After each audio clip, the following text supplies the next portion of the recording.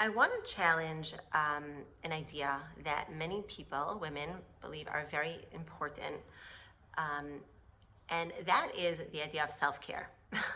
Now, not to say that I'm not into self-care, but the standard definition of what is self-care is something that, as I've evolved and I've grown, I've really not gotten into or kind of redefined what self-care actually means for me. It was right after International Women's Day, someone asked me, what do I do as a wife, as a mother of a large family to support myself? What self-care activities do I do to make sure that I'm happy and that I'm showing off as my best self? So I actually told her that, truthfully, I'm not so into the traditional meaning of self-care. So for most people, what does self-care mean?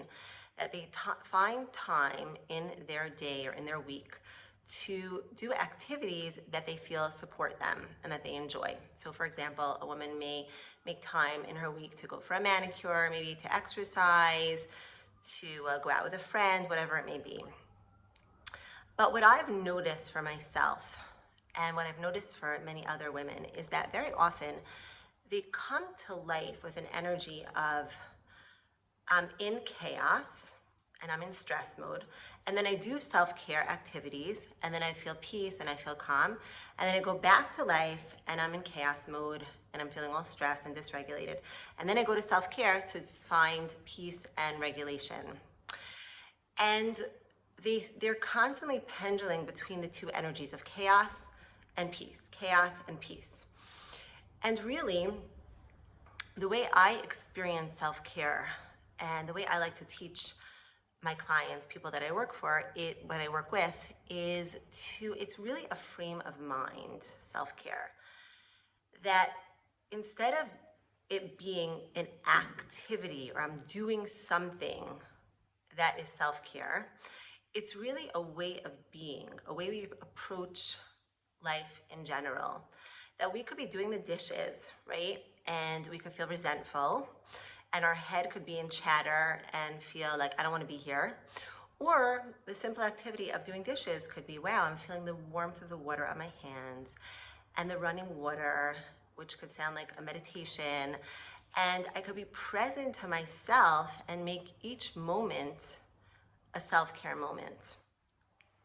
I could be driving in the car and I could feel like, oh, I just have to get to this destination. Or I could be in the car and be breathing and listening to some music or listening to a class that I enjoy, a podcast that I enjoy, and really being connected to the present, being connected to myself in each moment and what I really need and my energy. And then there's a total shift in that I'm not going from chaos to peace. My life, I'm experiencing the beingness of myself, the beingness of the present moment. And that's really the era that we're coming into.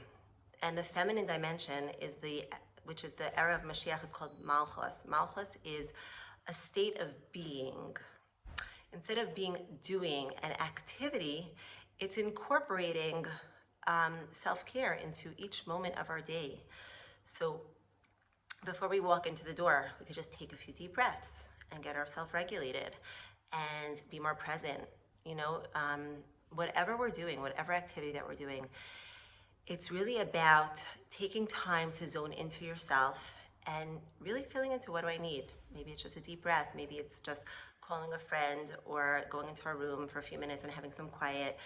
But instead of being in this doing mode of I do self-care activities, just making our whole day, our whole life, our being, our energy around that mode of an energy that we bring into our life, that we're coming into the mode of Shabbos. Shabbos is a day of Malchus. It's a day of being. The time of Mashiach is a time of Shabbos, where we just are and supporting ourselves with ways of being in activities that we do throughout the day, to really be in that mindset, be in that framework, be in that energy, so that we're not pendulating from chaos to peace. Chaos to peace is really a huge gift that you could give to yourself.